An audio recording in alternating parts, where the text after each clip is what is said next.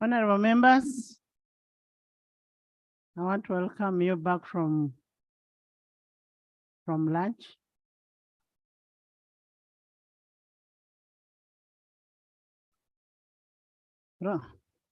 From both. I have also had your concerns from the corridors. I have had your concerns from the corridors, but how we handle parliamentary matters, you don't do that. As a chair of parliamentary commission, I am mindful of my members. I am mindful of my members, but not in the public. Issues of members are not handled in the public, okay? But as we go for supply today, we must be mindful of the public. The interns that are demonstrating, we are pro-poor people. We are here for the people outside there. We said we are people-centered parliament, not so. Let's first legislate for them. Ours is a sorted deal, okay? I don't want anybody who is going to start misbehaving. I'm giving you a warning. Anybody who is going to start misbehaving in the house, we want decorum. And the fact that we need decorum, you must behave as honorable members of parliament, not dishonorable. Can we hear from the chair committee of finance? Yes, you had an outstanding procedure. Madam Speaker,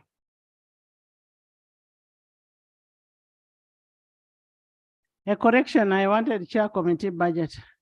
I'm happy Alobo is seated this side today. Free sitting, honorable members, free sitting. Madam Speaker, you have said you don't want members to mobilize. I am shocked. I don't know which members want to misbehave over what. So can we be told which members want to misbehave and what is the matter? Honorable members, in the public gallery this afternoon, we have students. We have students and coordinators in Mbale City Secretariat of the Uganda National Students Association, that's UNSA, Executive Council. They are here to observe the proceedings. You're most welcome. Join me in welcoming them. Thank you for coming. And of course, we still have our honorable members here from Parliament of Zambia. Can we hear from the chairperson of budget?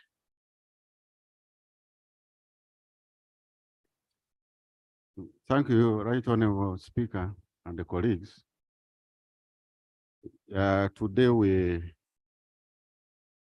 dedicated the day for supply and the completion of the budget process for financial 2023-2024. But members, you recall that today morning, an addendum to the corrigendum was laid for this table. And according to Rule 32.5, a paper laid on table may be referred to relevant committee. So when it was read, it was referred to budget committee. As I speak now, budget committee it's looking at the document. And Madam Speaker and honorable members, I beg that you give us 2.5 hours from now to have work done properly, because the instance of the agenda is making corrections to the budget. And we have seen a number of local governments. So we have to be careful shifting figures for local government. So it needs a bit of time. I beg on behalf of the committee that you allow us 1.5 hours from now. We bring the document, then we deal with it. I beg to submit. You've heard from the chair. Yes, JB. Thank you, Right Honorable Speaker. What the chair is proposing is something which is a bit technical. So I'm wondering if working under the timeline of 2.5 hours is really sufficient. I don't know whether it's a disservice if this particular issue is handled tomorrow, so that we don't have anything about delay, because looks, that's my proposal, Right Honorable Speaker. You've started the designing for me what to handle when. We are going to handle the budget today and finish it. We must apply today. Whether we reach whatever time, we must finish the budget. When we continue holding these budget estimates, so many things come in between. So many. So let's supply, and we know that we've supplied. If we don't do today, finance will come tomorrow again with another addendum. You get it, eh? So let's finish this. And remember, we have constitutional deadlines. It doesn't cost us anything. This is our office. We are paid to be in the parliament. We can sit here transnight. Okay? Any other? Yes? Madam Speaker, I want to agree with you that the more we postpone this, and it is a legislative task, it pulls us to have other programs coming on the order paper. I therefore request my colleagues that we better be patient today and handle this very, very important noble matter, so that we can allow the parliament calendar to move. Thank you, Madam Speaker. Honorable members, one of your most important roles as members of parliament is appropriation. And that's what you're going to do today. You either do today or you don't. And we must do it. For a meantime, can we go and work on the budget and we are going to look at matters of national importance. Before you go. Thank you, Madam Speaker. I read the contents of the core agenda, at least the cover letter. In paragraph 2, it says that the core agenda is as a result of the observations of the budget committee, meaning that the executive went back and addressed the concerns of the budget committee.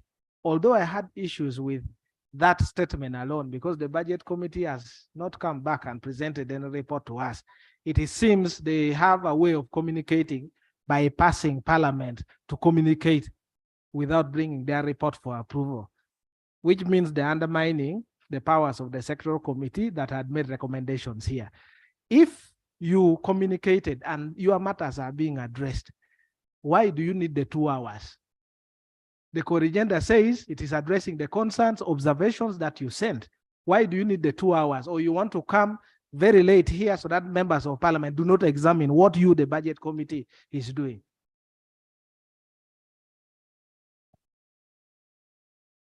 Right, Honorable Speaker and honorable members,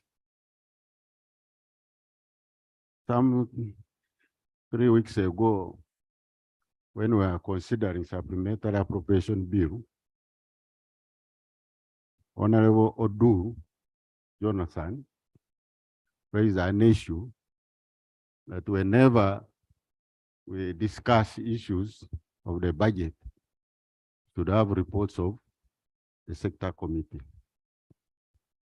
Because he indicated that the House normally adopts issues, but the budget committee sit and do contrary. So when we went through the process, this House adopted the reports for sector committees with recommendation. Most of them were requiring additional funding. So we wrote to Minister of Finance to address the issues which they have responded in the agenda for all sectors. I'll come along with the list of all items listed and how they have addressed. They have addressed some, others have not been addressed. That's why the Kurugenda was referring to the letter which we extracted all those recommendations which required support. So that's the basis of that. It is something we should not worry members of Parliament.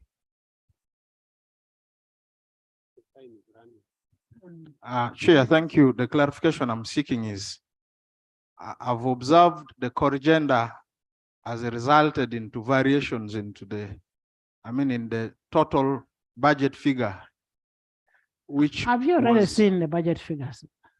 I saw what was laid in the ministerial statements, and that is what we have been proceeding on. It has resulted into those variations. Now we are debating in anticipation. No, I'm not debating it. Madam Speaker, we had a figure of 50 trillion, and now the core agenda has resulted into variations. I want to know if that is supported by certificate of financial implication from finance, because what was laid here did not have a supporting commitment from finance.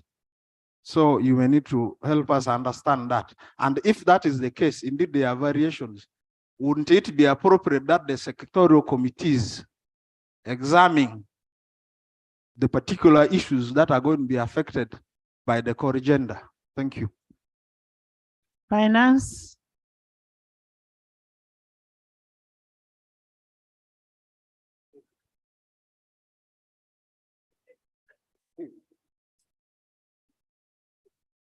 Thank you so much, Right Honorable Speaker.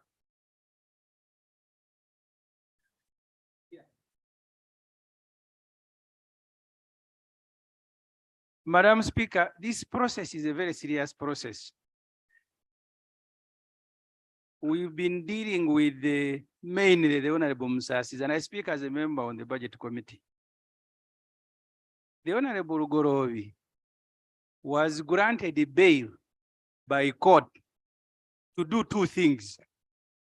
First, medical. Second, to defend himself. There's an order here. There is procedure, Madam Speaker. No, even if it is procedure. Honorable members, let's have respect for each other. Yeah. Honorable Musasis is not here. There's a presumption of innocence.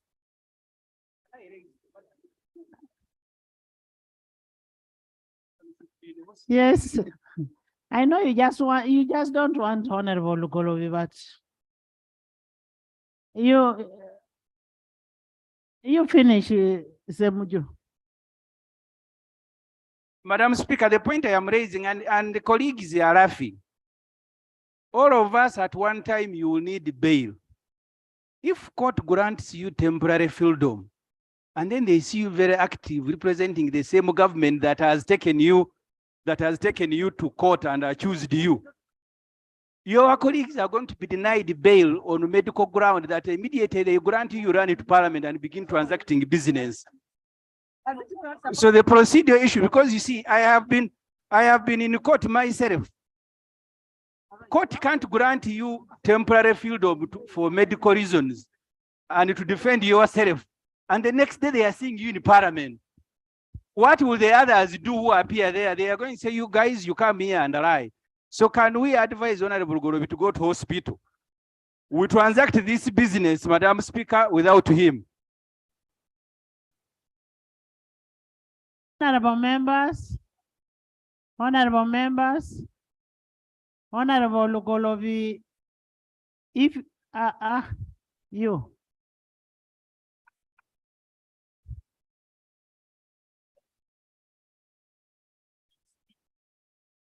Honorable Lugolovi, if he was sick, would have not come here.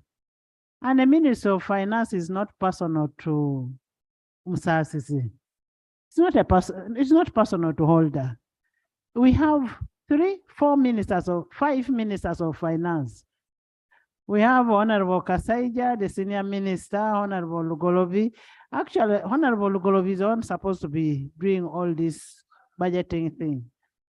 But let's have respect for each other. What has happened to Honorable Lugolobi today will happen to another person tomorrow. Yes, Enos. Thank you, Madam Chair. Rule 72 of our rules of procedure says a speech of a member must have reference to a subject matter under discussion.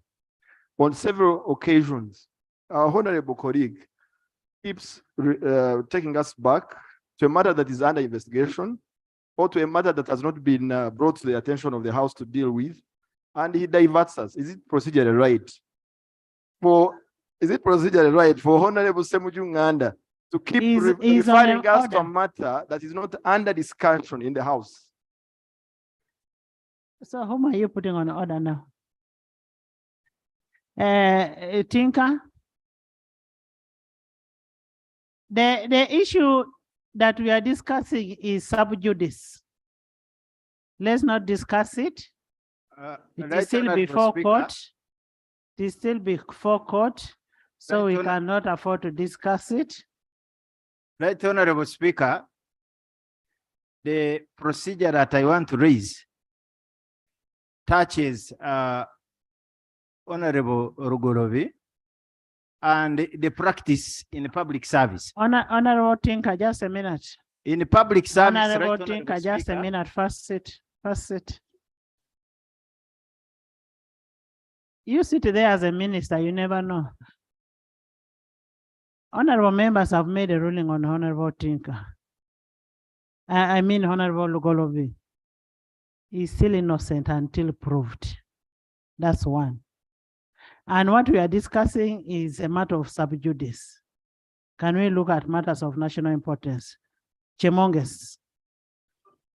Chemonges. Matters of national importance. Chemonges. The Musas you wanted is here.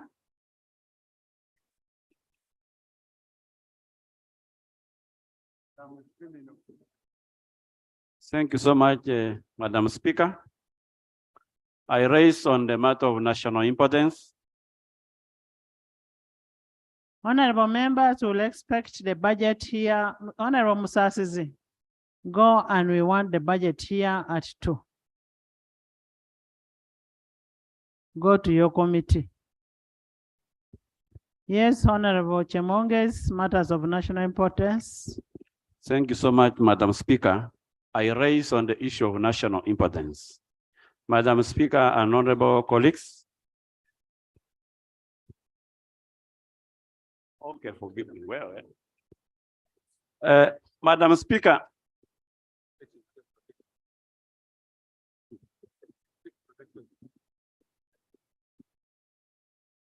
Continue. They'll switch you home.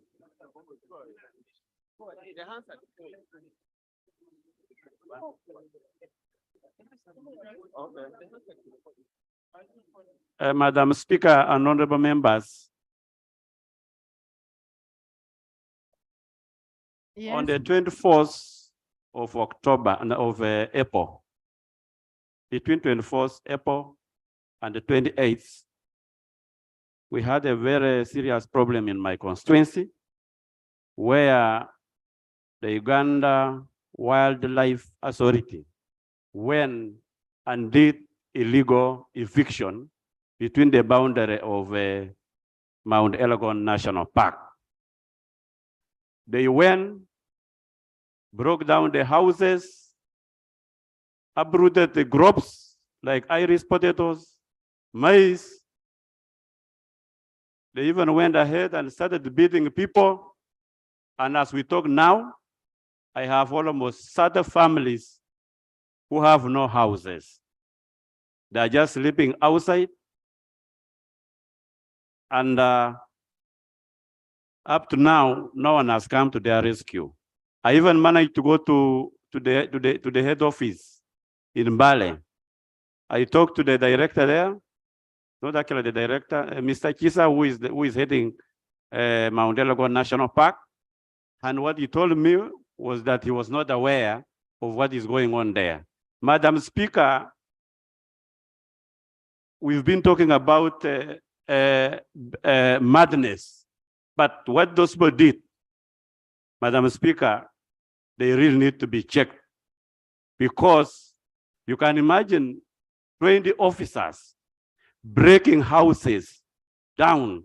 These are houses which have been there for the last 20 years, Madam Speaker. Did you confirm that they were mad? We need to do it, maybe, Madam No, Speaker. if you have not done it, you don't say that they were Okay, I mad. withdraw that, Madam Speaker. Madam Speaker, these are people who were allowed to stay around the boundary by government. When government decided to change that place into a national park, government is aware that they left the people who are not resettled. They told them to wait there until they are permanently resettled.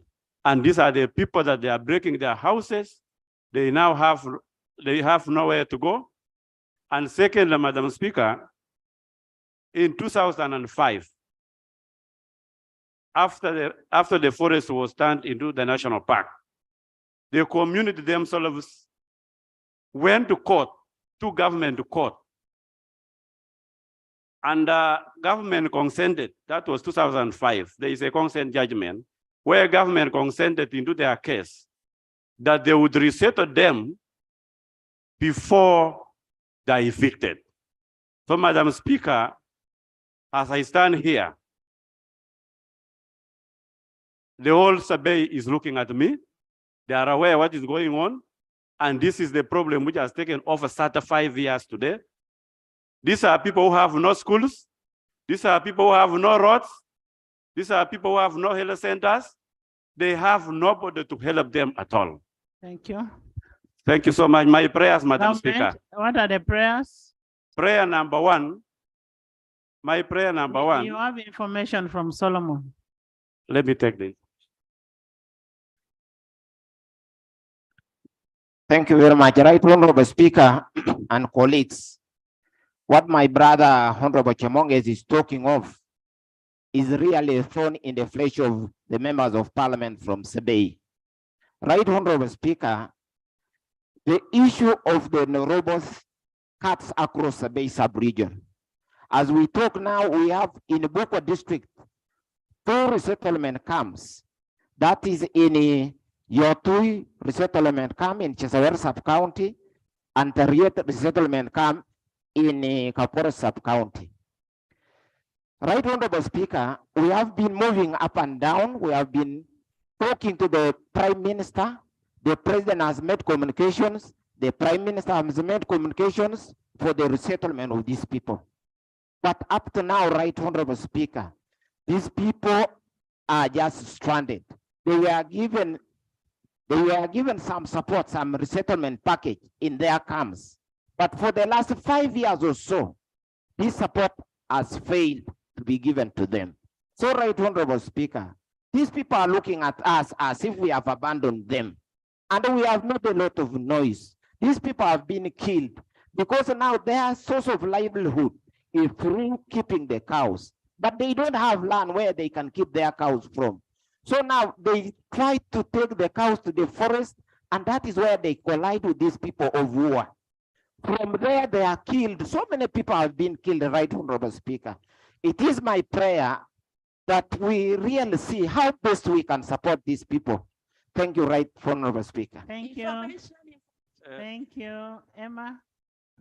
Phyllis. Thank you, Madam Speaker. I would like to add on that this issue has really taken a very, very long time. It was raised here in the 7th Parliament, in the 8th Parliament. Up to now, it is being raised. I pray that in your good leadership, Madam Right Honorable Speaker, why don't you put this issue at rest? May your leadership help the people of Sebei to settle down. Thank you. What is the order about? And who are you putting on order? Madam Speaker, I was requesting her so that you order government Thank you, Madam. That you order what? So that, Madam Speaker, you order government to allow those people to stay there. Madam Speaker, what my colleagues have said is exactly what I've been explaining. Madam Speaker, for us leaders of Sabey today, we are looked at as leaders who are not representing the interests of the people. This is a matter that we cannot even manage to explain in an hour. It is a very serious issue. Thank you. Madam we- Speaker, can just we a hear minute. from government? Madam Speaker, I just want to summarize the prayers. Madam Speaker, prayer number 1 is that the Wildlife Authority officers should immediately stop the eviction that is going on and help them to rebuild those houses that they broke last week, Madam Speaker, so that these people can at least have shelter. Then the second prayer, Madam Speaker, is that the Attorney General and government should tell us the status of the consent judgment of the 2005. Finally, Madam Speaker, these people are not encroachers. These people are simply staying in their ancestral land. This is where these people were born. So, Madam Speaker, that my last prayer is that government should resettle these people permanently and also compensate all the lives lost. Very many people have been killed, as Honorable Solomon have said, and others have been injured. Thank you so much, Madam Speaker. Thank you so much. Government, even if these people were encroaching, they don't deserve to be killed. They don't deserve to be displaced. You cannot evict people in the name of this is a forest, that kind of thing. You cannot. Those are your voters. Can we have the status quo maintained? Can you as government order these people not to evict anybody? And those people who have been evicted should be supported by OPM. Can we hear from government?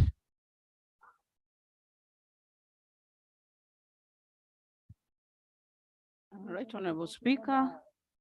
This is, it is not acceptable to evict people when we know that they have nowhere to go and government has not worked on their resettlement. Madam Hayat, but even before you evict, do you have a court order for eviction? Yeah, that's what I'm coming on, Right Honorable. I request the Honorable Member that let's have a meeting on Friday on addition to a report from the district, because when they went to the headquarters were telling them we are not aware. Please help me and get a report so that we have a meeting together with those people. I'm calling Ministry of Tourism. We shall have our meeting in the Cabinet Library with all the area members of Parliament so that we can solve this and we see how it can be concluded. I thank you. Honorable members, what we want is a solution to this. And because she has committed herself that you have a meeting, after having a meeting on Friday, report to me on the outcome. But in the meantime, what are you doing as government?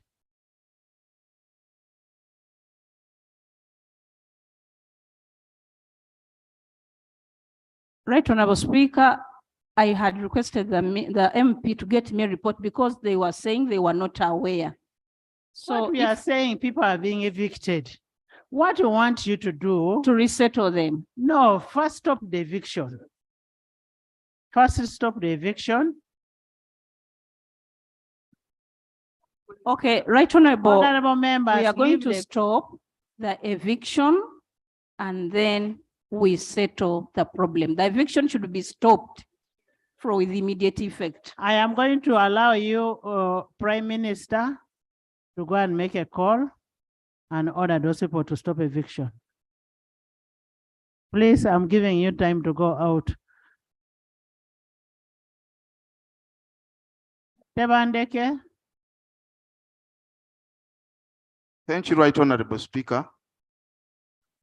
Right Honorable Speaker, I rose on an urgent matter of national importance. Last week, about Honorable insecurity, members, listen to your colleague. about insecurity in Kayunga district. I informed this house of the rampant robbery within the two trading centers and the murder of the Nalongo, the wife to Mr. Mande in Kayonza. Right, Honorable Speaker, it is so certain that even in Busana, Mr. Samanya, a parish councillor for the youth in Wantente parish, was also murdered in broad daylight. Yesterday, but one, we have also received the same case where Miss Namukwaya of Kamusabi was robbed over the night, and Miss Namata in Kamusabi was also murdered over the same night. Yesterday, but one, a taxi with the passengers was robbed on highway between Kayunga and Chitimbwa. Right, Honorable Speaker, the matter is becoming unbearable for our people, and I seek for the indulgence of government. And I'm also worried. My heart is telling me after Kayunga, maybe they are proceeding to Bukedea. So, but I pray it doesn't. I beg to submit. In Jesus' name, it will not come to Bukedea.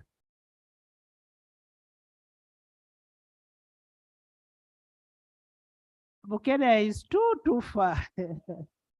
Honorable government, the issue of what was happening in Masaka has gone now to Kayunga. The next day it will go to your constituency.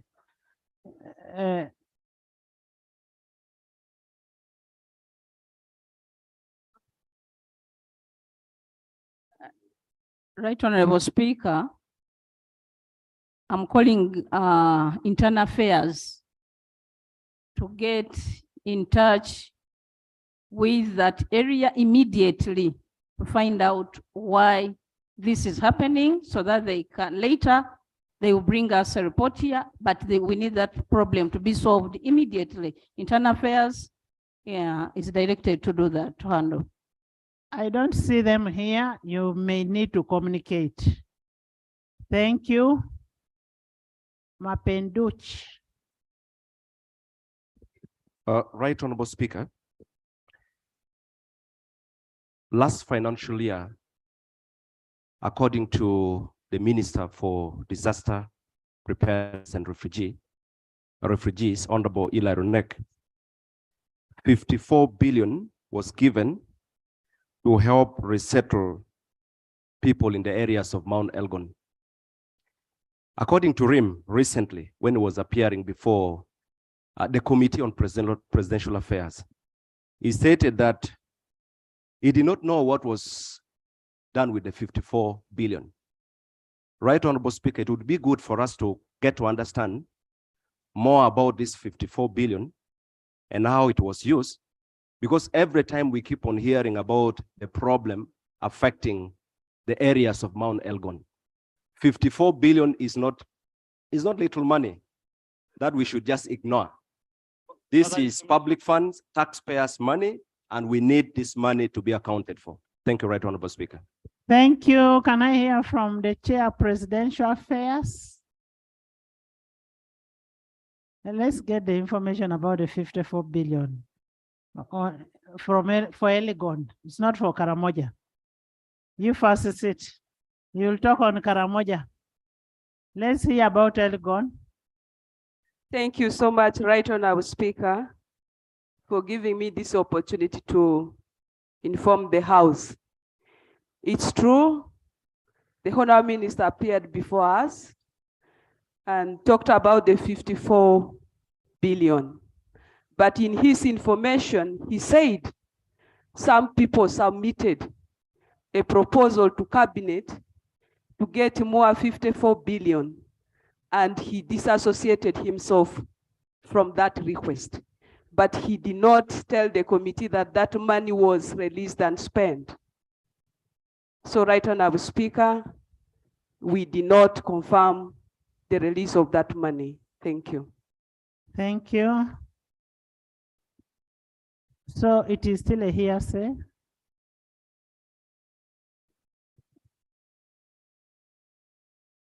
Right on our speaker, yes, it is subject to verification because what we all know about the money which was requested for and appropriated by this house was the 135 billion for relief to support Karamoja sub-region and other parts of the country. But that was an attempt which was not really actualized, according to the Honorable Minister. Thank you. You may need to establish the truth about it as a committee. Thank you, Right Honorable Speaker. We shall. Thank you. Aza?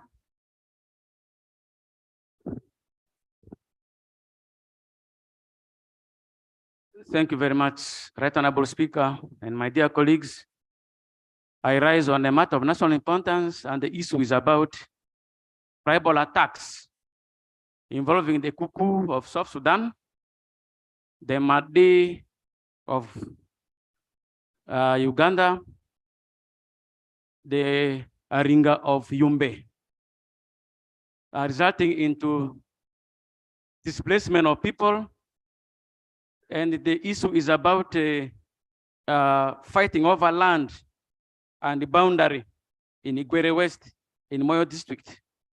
Madam Speaker, some South Sudanese attacked Gobiri Trading Center, Embe, Linyamiro, and Etia in Igwere West Paris in Lefort sub-county.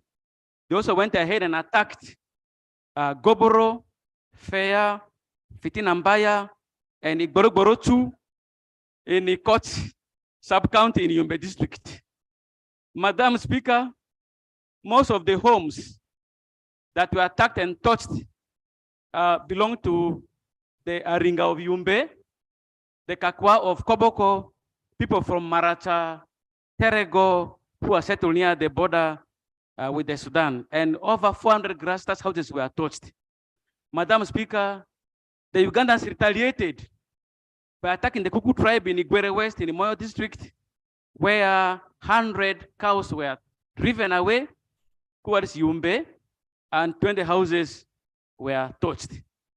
This has resulted into tension, displacement of people, destruction of properties, looting of domestic animals, bicycles, motorcycles, clothes, foodstuff, and torture.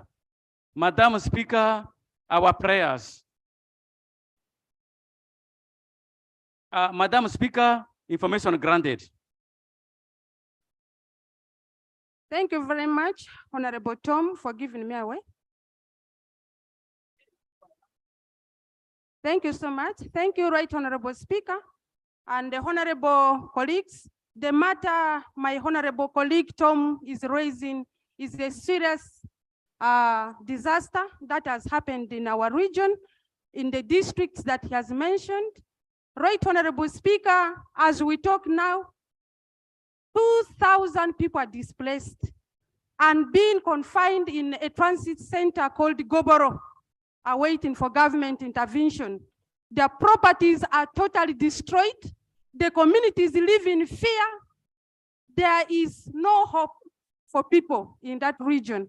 And this has emerged typically because the region has been crying for border demarcations, security road clearances. My colleague will summarize the prayers. Thank you so much. Thank you very much, my colleague. Madam Speaker, our prayers are as follows. 1, may the government expedite the demarcation of the border between Uganda and South Sudan. Secondly, Madam Speaker, we need urgent relief items and food for the displaced people.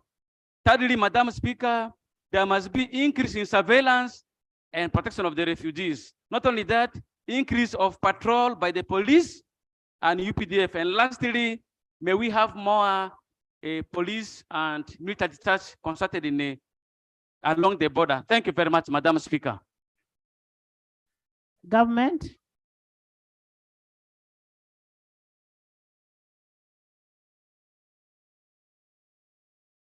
Right Honorable Speaker, about the prayers, food has to be taken to those people because it's one of the urgent issues that has to be handled. Then the demarcation of the land has to be speeded up so that there is demarcation. But some security issues, we cannot discuss them here because this is between Sudan and Uganda. So I'm requesting members, some information that you want about security, we cannot discuss it here on the floor, but we are going to handle together with the Minister of Security. Clarification. Thank you. John, Clarification. Right Honorable Speaker, the clarification I would like to seek from the Prime Minister, Yes. the Deputy Prime Minister, is where in the 9th Parliament, we as members of Parliament were put at gunpoint as a committee of this Parliament. And when we reported on this to the August House, money was given for the issue of boundaries. What has happened to the boundaries? Because these kuku are basically in Uganda. The land that was given for training the Sudanese soldiers, they now own it as theirs. Why don't we open our borders so that our people know where they belong? Because you don't know the pain that we went through for 45 minutes. We are under gunpoint as a committee. We couldn't move anywhere. So I'm requesting, what is happening? If you can't get to know where the borders end, and you're telling us you want us to speak this thing under the carpet, when will it be done? When will people know what is going on? We want to ask government to come out clearly and tell us where the borders, the boundaries end, so that our people are secure. Because otherwise, even asking for police and soldiers, we were surrounded with both the police and the soldiers that had accompanied us to the border. So that may not even be of help. We want to know where the border ends so that Uganda as a sovereign state can have, the people can know where they belong. Thank you. Now that takes you to Tororo borders. Tororo borders, the famous border. Tell us what you found out from UK and the maps. Thank you very much, Madam Speaker. Madam Speaker, it is very unfortunate that the people of Yumbe are facing a crisis arising from border tensions. And how I wish government fast tracks that, because it involves international borders. However, Madam Speaker, the solutions to border challenges internally and also externally were resolved by the Addis Ababa resolution when independence was granted to nations after the partitioning of the continent, in a meeting that agreed that there will be no alterations of borders, boundaries internally and also externally within the countries. And this informs us now of the situation that we have been having in Tororo. We were sent to London to verify the boundaries between Tororo County and West Sudan. And Madam Speaker, I want to inform the House that whereas we are waiting for the release of that report that is expected to be done by His Excellency the President, in London, in the Commonwealth Archives, any border issue that you think you have a dispute to be resolved, the details are there. The details are there. We got their maps dating back before independence and partitioning of Africa, but finally, all boundaries can be verified in London if we think what we have locally here is not what. So now, Madam Speaker. Honorable, your point has been made. I just want to conclude, Madam Speaker, that where there is disagreement of boundaries internally and even externally, the Commonwealth Archives is open. But since, Madam Speaker, I had also requested to raise a matter of national importance, which is important to all of us here. Maybe I be granted opportunity to proceed as the people of Tororo. How do we end that one of the borders? The borders, I have said. We want a response from government. Before you bring another issue, let's first have this one responded to. And as the government comes, let them also report as to when they are bringing the report for Tororo. If that report of Tororo is laid here, I think it will sort out the confusion that is within the country internally and otherwise. Let government also communicate when the Tororo report will be laid. It will put all our minds to rest. As I sit to wait for the government. But just before you government comes in,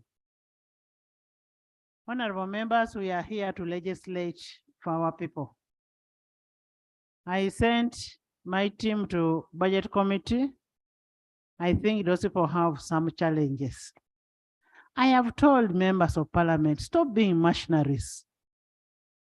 Where you come and you're insisting you're disorganizing a committee of a particular entity. This business of being mercenaries. If I don't get a report by 2:30, I will name and shame the members who are disorganizing the committee and will disband the committee because we are not going to continue working like this. Some few members cannot go and start disorganizing a committee. And remember, if they disorganize a committee, they are disorganizing you as parliament. Government, honorable members in the VIP gallery this afternoon, we have his worship the mayor of Soroti City. Joshua, Honorable Joshua Edogu, where are you? He has come to observe the proceedings. He's represented by Honorable Jonathan Ebwalu and Honorable Ariko, Honorable Joan, Honorable Adeke. You're most welcome. You are very good members of parliament. Thank you. Yes, government. Procedure. Madam Speaker. You want to your mayor to see that you can speak. Not true, not correct. No, Madam Speaker, that mayor watches me, knows me. The Prime Minister mentioned a statement here following a matter raised by a team from West Nile that they are going to deliver food to West Nile. Wouldn't it be procedurally correct that the Prime Minister gives us a timeline when they are going to deliver food, not a blanket statement that will deliver food? Because we have seen ministers, they always make statements in this parliament that they don't follow up. Thank you. Honorable Mayor, you have heard your MP speak. We need a timeline when the food will be delivered. Right Honorable Speaker. First of all, I have to go and check, because the moment I make a statement here that food will be delivered today, then the food is not there, I'll be taken as a liar. Order. So I'm going to instruct food to be taken. You don't say order when the microphone is on, and Hayat is just being sincere. She cannot commit herself when she doesn't know whether there's food in the store. Yes, Hayat. Right Honorable Speaker, then the second and about Honorable about the Tororo report. Right Honorable, the report of Tororo government is handling. I request the Honorable MP to give us time so that this report can be handled its conclusion as they look for people who are concerned and of course getting information from them so that we come here with a conclusive report. Honorable. Because it has taken long. Honorable. It was not on yesterday. Honorable Hajat, that report is ready. A team was sent to London to verify the boundaries and get the what? A report. They came back, government prepared a report. Government is only not comfortable going on ground to tell people this is where the boundaries are. What you need to do is to engage the stakeholders on both sides, the leaders, and see how you bring a reconciliation between the two and show the boundaries. At the end of the day, you'll have to show the boundaries. Honorable Prime Minister, you've gotten me? But Madam Speaker, just join. Madam Speaker, the request to go to London arose from a very big meeting that was attended by all stakeholders. I have already made a ruling to that effect. Yes, so there's no more consultation because it was an agreement. Can you bring your other matter of national importance? Thank you very much. Thank you very much, Madam Speaker. We are waiting for the report. Madam Speaker, there is an order.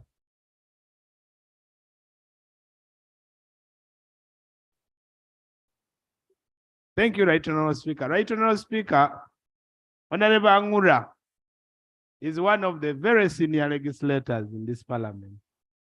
And Honourable Angura knows the rules of procedure of parliament.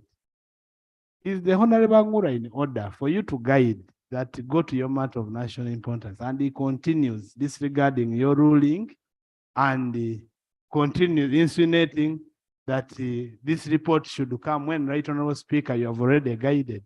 Is in order?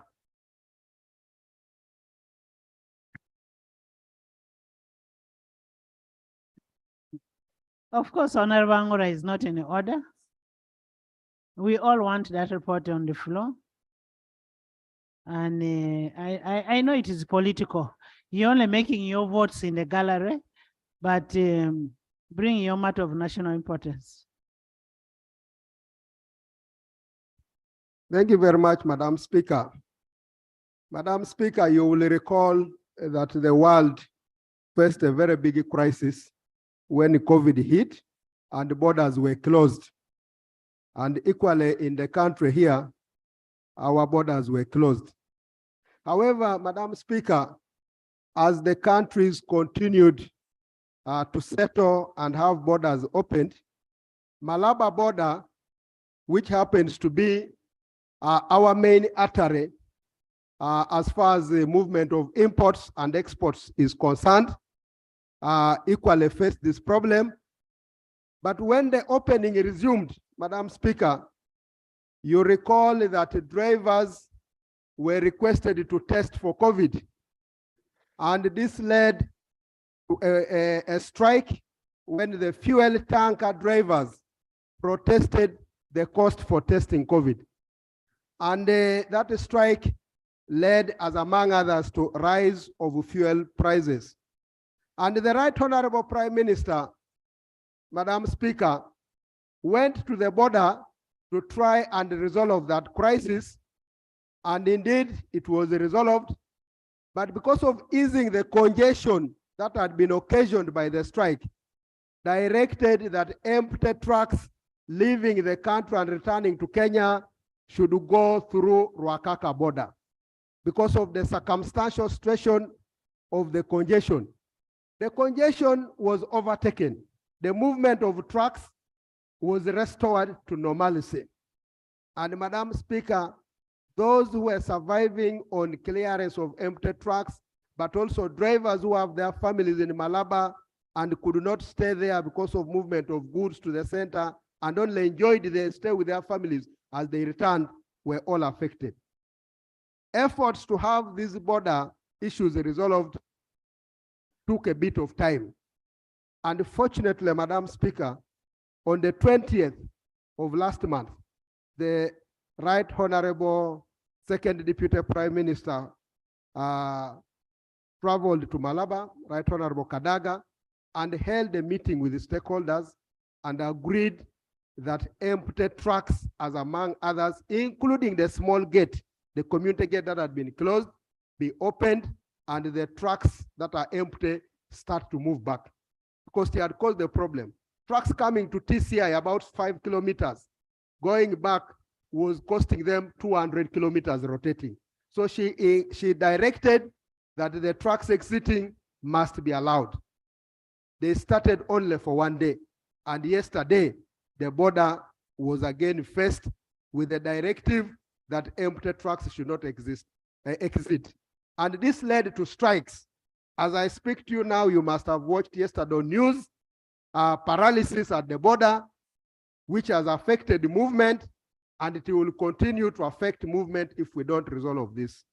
So, Madam Speaker, movement of both incoming and outward movement of trucks.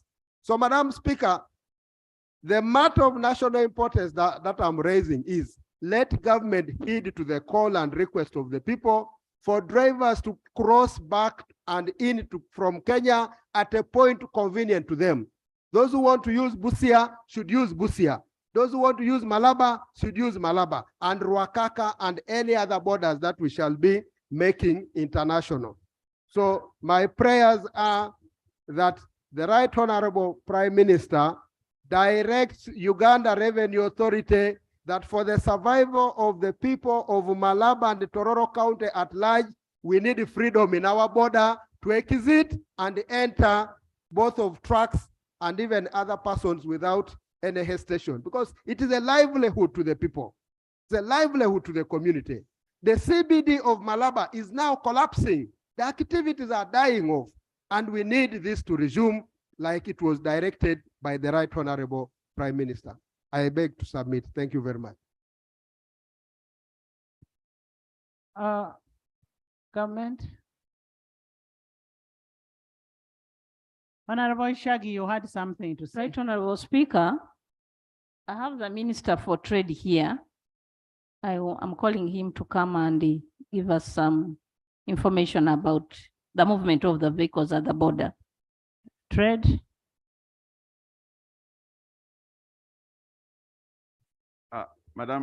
Madam Speaker, we are going to work with the Uganda Revenue Authority to address the situation of Maraba and see that it comes to normality. Thank you. Can I first hear from the Chair of Budget? I am told some ministers have also gone to the committee to sit, to lobby as members of parliament. I am going to go to that committee myself. Honorable Shaggy. Thank you, Right Honorable Speaker. Honorable colleagues, aware as per the Constitution, the submissions from sectoral committees were referred to the Budget Committee, and the estimates to the budget for the coming financial year. The committee started the scrutiny as per the Constitution, do analysis and make some reviews in order to do consolidated statement to the House.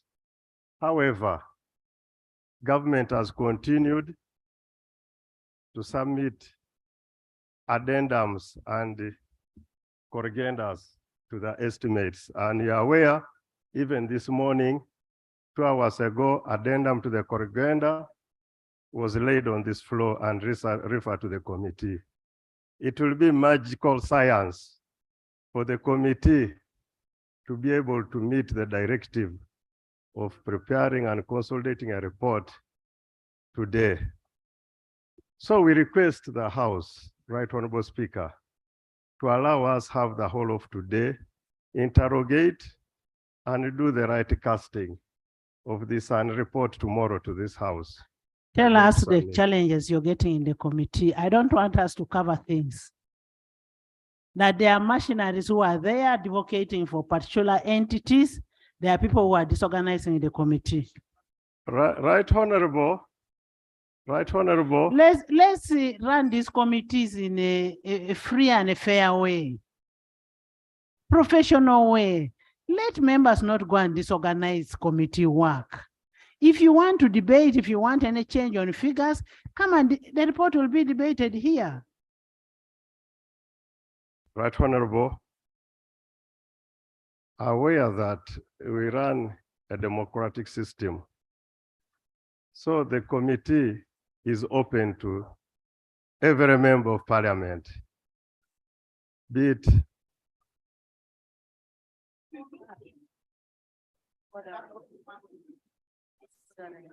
Thank you, the Right Honorable Speaker. Madam Speaker, we are here because you gave some small time, about 2 hours, for the Committee of Budget to go and finish the work and they present it here. And again, Madam Speaker, you made a communication very clearly that there are some members and the word mafias appeared in that communications. Mercenaries, not Mercenaries. mafias. The mercenaries are trying to disorganize the committee. And even you have asked the honorable member to name them. No, I've And not again, said, you I've went not to the said you should extent- name. I have not said you should name. Now that the statement is very clear to the honorable members, and again, the request that has been placed to him, can he go straight? Is he in order to keep meandering instead of answering what we want to hear about the timeline given to them? Honorable members, you've heard from the chair of the budget committee, the challenge that he has. He may, as a chair, he may be fearing to say, me, I will say it. I have said the challenges which are there, and I am coming to monitor the process myself. I am adjourning this house to 8 a.m. tomorrow.